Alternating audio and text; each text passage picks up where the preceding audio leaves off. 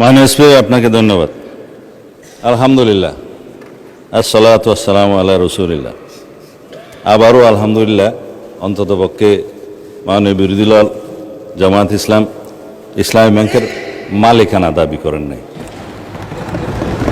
আপনারা বলেছেন যে ন্যায় নীতির পথে ফেরত আসতে হবে। ওই ন্যায় নীতির পথে ফেরত আসার জন্যই বাংলাদেশ ব্যাংক ব্যবস্থা গ্রহণ করবে। মাননীয় স্পিকার, আমরা মাননীয় বিরোধী দলীয় নেতার এবং জামায়াত ইসলামের দুঃখ বুঝবো না। মাননীয় স্পিকার, ওই আছে না, চিরসুখী জন ভ্রমে কি কখন, বুঝিতে কি পারে, কি যাতনা বিষে, বুঝিবে সে কিসে, কবু আসি বিষে ধ্বংসে নিজারে। এটা 19বিংশ শতাব্দীর একটা বাঙালি কবি কৃষ্ণচন্দ্র মজুমদারের কবিতা। তার আরো কয়েকটা লাইন আছে, যতদিন ভবে না হবে না হবে, তোমার অবস্থা আমার সম, ঈষৎ হাসিবে, শোনে না শুনিবে, বুঝে না বুঝিবে, যাতনা মম। আমাদের এখানে কবি বেশি আছে মানুষ। তো এখন বটম আপ করি। মাননীয় বিরোধী দলীয় উপনেতা বলেছেন যে শেয়ারগুলো ডাকাতি করে কিনে নেওয়া হয়েছে। ইবনে সিনার 2% শেয়ার ছিল। মাননীয় স্পিকার, ব্লক মার্কেটে 3 গুণ দামে তারা শেয়ার বিক্রি করেছে। এটা তো রেকর্ড। পাবলিকলি লিস্টেড কোম্পানির শেয়ার ব্লক মার্কেটে 3 গুণ দামে বিক্রি করা হয়েছে। এছাড়া বর্তমান শেয়ার হোল্ডিং স্ট্যাটাস অনুসারে এখানে মাননীয় অর্থমন্ত্রী এখানে আছে 81%, 92% বোধহয় একটা গ্রুপের, তারা যেভাবে বললেন আমি জানি না খতিয়ান, এটা স্ট্যাটিস্টিক্স বলছে। দয়া করে আপনারা না বললে খুশি হবো, আপনাদের বলার সময় আমরা বলি নাই। আর শেয়ার হোল্ডিংয়ের যারা মালিক তাদের কাছে মাননীয় বিরোধী দলীয় নেতা নোটিশেই বলেছেন দেশের অর্থনীতি, ব্যাংকিং খাতের স্থিতিশীলতা এবং কোটি কোটি গ্রাহকের স্বার্থ রক্ষার লক্ষ্যে ইসলামী ব্যাংক বাংলাদেশের শেয়ারসমূহ বৈধ ও প্রকৃত মালিকদের নিকট প্রত্যার্পণের জন্য প্রয়োজনীয় ব্যবস্থা গ্রহণ করা হোক। সেই বৈধ এবং প্রকৃত শেয়ার হোল্ডারদের কাছে এই মালিকানা ফেরত দেওয়ার যথাযথ ব্যবস্থা গ্রহণ করা হবে। মাননীয় স্পিকার, এখন কারা কত পার্সেন্ট শেয়ারের মালিক সেদিনও বক্তৃতায় বলেছিলেন প্রকাশ করা হোক। মাননীয় অর্থমন্ত্রীকে অনুরোধ করেছি, বাংলাদেশ ব্যাংকের গভর্নরের কাছে অনুরোধ করে জাতির সামনে প্রকাশ করা হোক। শেয়ার হোল্ডাররা তারা কিভাবে খরিদ করেছে, দ্যাট ইজ ডিফারেন্ট ডিবেট। সেটা দুদকের তদন্ত হতে পারে, মামলা হতে পারে, but share holder is share holder. Publicly listed কোম্পানির মধ্যে সেটা আলাদা ডিবেট এবং আলাদা তদন্ত হতে পারে। এখন বলা হচ্ছে আপনারা ব্যাংকের মালিক না, জামায়াত ইসলাম ব্যাংকের মালিক না, আবার বলছে ইসলামের উপর হাত দিবেন না। কদিন আগে জামায়াত ইসলামের এক বন্ধু, আমি নাম নিলে আবার এখানে 74-এ দাঁড়াতে পারেন, সেজন্য 2 জন এমপি ছিলেন, আরেকজন পরাজিত এমপি ছিলেন, আরেকজন নেতা ছিলেন, বক্তৃতা দিচ্ছে ইসলামের উপর হাত দিবেন না। মাননীয় স্পিকার, ইসলামী ব্যাংক ইসলাম নয়, আমাদের জনাব মির্জা ফখরুল ইসলামও ইসলাম নয়, জামায়াতে ইসলামও ইসলাম নয়। সুতরাং সবকিছুতে ইসলামের উপরে হাত দিবেন না দোহাই দেওয়া কিন্তু ঠিক নয়। মাননীয় স্পিকার, আমি এবার পয়েন্ট টু পয়েন্ট আসি। এখন একবার যে ব্যাংক আজান দিয়ে তকবীরে লিল্লাহ দিয়ে দখল করা হলো, সেই ব্যাংকের দখলটা বেদখল হয়ে যাবে, এই যাতনা তো আমরা বুঝি। মাননীয় স্পিকার, সুতরাং যারা পর্দার আড়ালে থেকে গ্রাহক বলে রাস্তায় আন্দোলন করছে, ভিডিওটা দেখেন, তাদের রাজনৈতিক পরিচয়। আমাদের মধ্যে অনেকে তো গ্রাহক আছে, গ্রাহককে বলে দেওয়া হচ্ছে বলেন বলেন আপনার অ্যাকাউন্ট আছে, বলে যে আচ্ছা ঠিক আছে, কত, কয় 2-3 লাখ টাকা আছে, পিছন থেকে খোঁচা দিয়ে বলছে বলেন 7-8 লাখ টাকা আছে বলেছে। এটা রেকর্ড ভিডিও। তারা গ্রাহক হচ্ছে সেই রকম গ্রাহক। তা এখন পর্দার আড়াল থেকে নেমে পড়েছেন, এটা ভালো। বেপর্দা হওয়া, বেনাকাব হওয়া কোনো কোনো ক্ষেত্রে খারাপ, তবে এই ক্ষেত্রে ভালো হয়েছে যে মানুষ জানতে পেরেছে।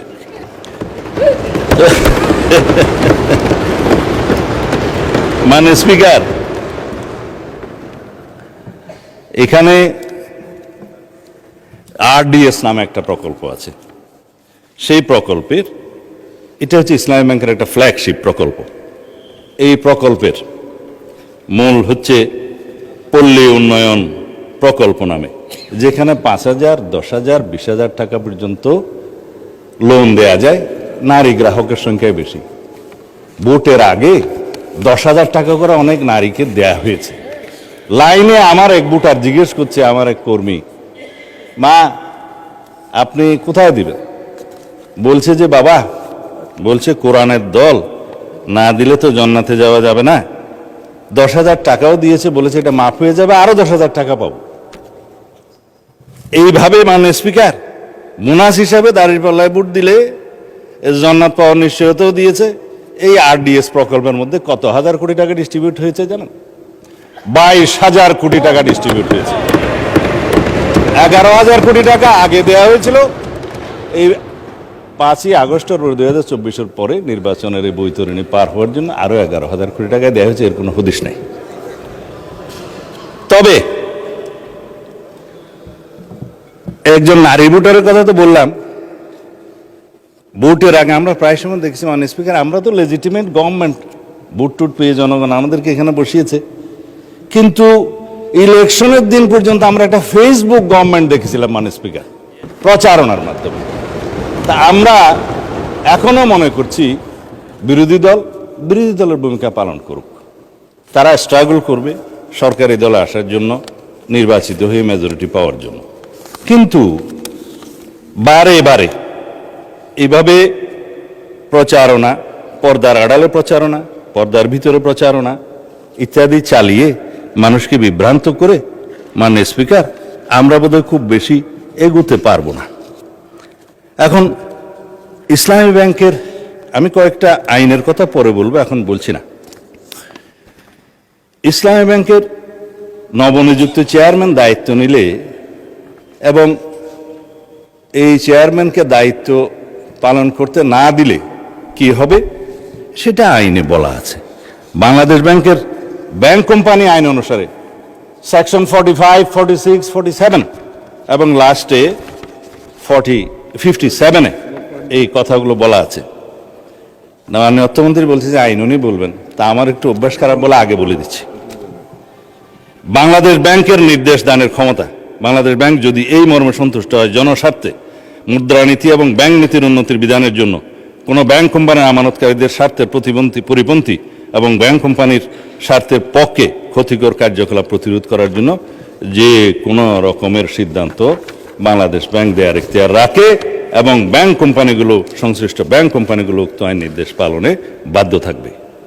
ব্যাংক কোম্পানির পরিচালক সেকশন 46 ইত্যাদির অপসারণ বাংলাদেশ ব্যাংকের ক্ষমতা, চেয়ারম্যান থেকে বোর্ড অফ ডাইরেক্টরস সবার। তারপরে আপনার 49-এ বাংলাদেশ ব্যাংকের অধিকতর ক্ষমতা আছে, 47-এ পরিচালনা পরিষদ বাতিলের ক্ষমতা আছে। বিস্তারিত পড়লে আমার ওই 15 মিনিটে কোলাবে না, সেই জন্য বলবো না। এই পরিষদ বাতিল করা এবং নির্দিষ্ট মেয়াদ পর্যন্ত নির্দেশনা দেয়া, এগুলো সব বাংলাদেশ ব্যাংকের এখতিয়ার। ব্যাংক কোম্পানি আইন, তাইলে আগে আইন পরিবর্তন করেন, বাংলাদেশ ব্যাংক কোম্পানি আইন পরিবর্তন করে তারপর আপনারা এই আলোচনায় আসেন। অন্যথায় রেগুলেটরি অথরিটি হিসাবে বাংলাদেশ ব্যাংক তার নিজস্ব ক্ষমতা বলে দেশের স্বার্থে, ব্যাংকে রক্ষা করার স্বার্থে এই সমস্ত কার্যক্রম তারা চালু করবে। মাননীয় স্পিকার তারা তদন্তের কথা বলছেন, তদন্ত করার জন্যই তো। যদি এখন বলি আপনারা 5ই পরবর্তী এই ব্যাংকের যারা লোন গ্রহণ করেছে, আমি নামই বলি, নাবিল গ্রুপকে 700 কোটি টাকা এলসির এগেনস্টে লোন দেওয়া হয়েছে, পরে এই মালামাল বিক্রি করে ব্যাংকে টাকা ফেরত দেওয়া হয়নি। দুষ্ট লোকেরা বলে সেটা কোনো এক দলের নির্বাচনে তহবিলে লেগেছে। এবং তারা একটা টিভি চ্যানেল প্রতিষ্ঠা করেছে এবং সেই টিভি চ্যানেলটা কোন পক্ষে খেলছে সেটা আমরা জানি। তার ব্যাংক লায়াবিলিটি হচ্ছে 16,000 কোটি টাকা। তার বিরুদ্ধে তদন্ত কেন হচ্ছে না?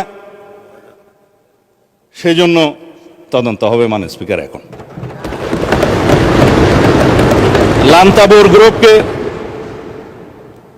হেড অফিসের অ্যাপ্রুভেল ছাড়া নির্বাচনের আগে 40 কোটি টাকা লোন দেওয়া হয়েছে, যার কোনো সদুত্তর নাই। এগুলো তদন্ত হবে মাননীয় স্পিকার। সোশ্যাল কর্পোরেট রেসপন্সিবিলিটি নাম দিয়ে যারা ঢাকা থেকে কক্সবাজার পর্যন্ত বিমানের টিকিট পর্যন্ত ব্যাংকের থেকে করিয়েছে, সেগুলোরও তদন্ত হবে মাননীয় স্পিকার। রেকর্ড আছে, এগুলো পত্রিকায় প্রকাশিত হয়েছে। এই আরডিএস প্রকল্প থেকে, এলসির এগেনস্টে লোন দেয়া থেকে, এই যে গ্রুপের কথা বললাম, নামও তো মনে নাই, লান্তাপুর না কি যেন, লান্তাবুর, এগুলো তদন্ত হবে। এই তকবির দিয়ে ব্যাংক দখল করার পর যাদেরকে চক্রচ্যুত করা হয়েছে তাদের সংখ্যা হচ্ছে ৯,০০০। অন্যায্যভাবে কোনো আইন কানুন না দেখিয়ে তাদেরকে নিয়ম বহির্ভূতভাবে চাকরিচ্যুত করা হয়েছে। তারা প্রায় সময় ডেমনস্ট্রেশন করে রাস্তায়, আপনারা দেখতে পারেন পত্রিকায়। শুধু তাই না, ৬,০০০ নতুন নিয়োগ দেওয়া হয়েছে, তাদের সবাই একটি রাজনৈতিক মতাবলম্বী লোক, এবং তাদেরকে কনফার্ম করা হয়েছে 50%, আর 50% করার তালে আছে, তদন্ত হলে আর পারবে না। ১৩,০০০ প্রমোশন দেওয়া হয়েছে, যারা যেই ক্যাটাগরি থেকে প্রমোশন পেয়ে যে ক্যাটাগরিতে যাওয়ার কথা না, 2টা-3টা করে প্রমোশন দেওয়া হয়েছে। এই নিয়মগুলো তো হয়েছে মাননীয় স্পিকার, ইসলামের নামেই তো হয়েছে বলে মনে হয়। তো সুতরাং এগুলো তদন্ত হলে হয়তোবা আমাদের কারো নাম ওখানে চলে আসতে পারে। এই তদন্ত হোক, টাকা কোথায় সরানো হয়েছে সেটা তদন্ত হোক। যেহেতু দাবি করা হয়েছে যে এস আলম গ্রুপের লক্ষ কোটি টাকা পাচার করার যে অভিযোগ তোলা হয়েছে, আমরা দাবি করছি মাননীয় স্পিকার, সমস্ত অর্থ পাচারের তদন্ত করা হোক, বাংলাদেশ ব্যাংকের নেতৃত্ব করা হোক, যারা বাংলাদেশের টাকা, মানুষের টাকা পাচার করেছে বিদেশে, সকলের বিরুদ্ধে তদন্ত করা হোক। শুধু অভিযোগ দিয়ে ক্ষান্ত হইলে হবে না, কিন্তু এগুলোও তদন্ত করা হবে মাননীয় স্পিকার। এই যে ইন্টারিম গভর্নমেন্টের সময় দখলদারিত্ব এবং মব সৃষ্টির একটা পায়তারা যে ছিল, সেগুলোরও তদন্ত করা হবে। তারা কোথায় কোথায় কার নামে লোন দিয়েছে, কর্পোরেট সোশ্যাল রেসপন্সিবিলিটির টাকা কোথায় ব্যবহার করা হয়েছে, নির্বাচনের আগে সেই তহবিল কোথায় গিয়েছে, আরডিএস প্রকল্পের টাকা কত লোককে দেওয়া হয়েছে, কিভাবে দেয়া হয়েছে, সেগুলো ফেরত আনার ব্যবস্থা করা হবে, তদন্ত করা হবে মাননীয় স্পিকার। এখন সেই জন্যই বলছিলাম, কি যাতনা বিষয়ে বুঝিবে সে কিসে, কবু আসিবে সে ধ্বংসে নিজারে।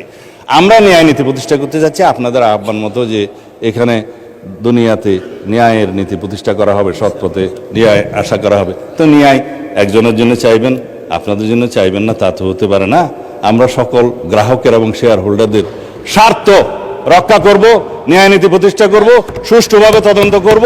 মাননীয় স্পিকার, শুধুমাত্র একজন চেয়ারম্যান নিয়োগকে নিয়ে যে অভিযোগ করা হয়েছে বাংলাদেশ ব্যাংক থেকে, তার প্রত্যুত্তরে বলা হয়েছে এই অফিসারের, এই চেয়ারম্যান যাকে নিয়োগ দেওয়া হয়েছে, তার বিরুদ্ধে কোনো অভিযোগ প্রমাণিত হয়নি, কোনো তদন্ত নাই। যদি নতুনভাবে অভিযোগ আসে সেটা তদন্ত হবে। এখনো পর্যন্ত তো সে প্রিজাম্পশন অফ ইনোসেন্স নীতি অনুসারে তার বেনিফিটটা পাবে, যে তার বিরুদ্ধে শুধু অভিযোগ আনা হচ্ছে মৌখিকভাবে বা পত্রিকায়, সেই অভিযোগের তো তদন্ত হয় নাই। সুতরাং প্রিজাম্পশন অফ ইনোসেন্স হিসাবেই সে তার বেনিফিটটা পাবে। যদি অভিযোগ আনে, তদন্ত হবে, তখন সেটা দেখা যাবে। এবং he who seeks equity must come with clean hand, this is one of the maximum of the equity. তারা যেগুলো বলছে, তারা যদি ক্লিন হ্যান্ডে থাকে, তাইলে তারাও তদন্তের ফেস করুক মাননীয় স্পিকার। যাদেরকে আজকে ব্যাংক কর্মচারীদেরকে অফিসে ঢুকতে দেওয়া হচ্ছে না, এবং কলম বিরতির নামে জবরদস্তিমূলক ব্যাংকে যেয়ে বাধা দেওয়া হচ্ছে, আমাদের কাছে তো ভিডিও আছে। আমরা যেহেতু এই স্বরাষ্ট্র মন্ত্রণালয়ের দায়িত্ব পালন করছি, আমাদের কাছে সমস্ত কিছু রাখতে হয়। এই সমস্ত তদন্ত ভিডিও সহ, অডিও সহ সব কিছু আছে। মাননীয় বিরোধী দলীয় নেতা এক জায়গায় বক্তৃতা দিয়ে বলেছেন, তার বুকের উপর দিয়ে যাবে, যদি টিয়ার গ্যাসগুলি করতে হয় আমার উপর দিয়ে যাবে, আমি গ্রাহকের সেবা নিশ্চিত করব। গ্যারান্টেড মাননীয় বিরোধী দলীয় নেতা, গ্রাহকদের, আমানতকারীদের স্বার্থ নিশ্চিত করার জন্য আমরাও বুক পেতে দেবো, শুধু আপনি কেন। সুতরাং ন্যায় নীতি প্রতিষ্ঠা করা হবে। আজকে ইন্টারেস্টিংলি দেখছি আমাদের এনসিপির বন্ধুরা কেউ নাই। আপনারা জামায়াত ইসলামকে কি তারা এনসিপি অ্যাভোট করলো কিনা জানি না, কেউ বক্তৃতাও দেয় নাই। আমি চেয়ারগুলো খালি দেখে বলতেছি মাননীয় স্পিকার। তবে এখানে একটা দাবি রাখি, অন্যায্যভাবে যাদেরকে চাকরিচ্যুত করা হয়েছে তাদের সবাইকে চাকরি ফেরত দেওয়ার জন্য একটা তদন্ত পরিচালনা করা হোক। আর যাদেরকে রাজনৈতিক বিবেচনা চাকরি দেওয়া হয়েছে তাদের কয়টা সঠিক নিয়োগ হয়ে গেছে সে বিষয়েও তদন্ত করা হোক। মাননীয় অর্থমন্ত্রীকে অনুরোধ করছি, Bangladesh bank as regulatory authority of the banks, central bank, তার যথেষ্ট ক্ষমতা আছে, ব্যাংক কোম্পানি আইনের ক্ষমতা দেওয়া আছে, সেই জন্য সেভাবে যায়। ধন্যবাদ মাননীয় স্পিকার। আমি 1 সেকেন্ড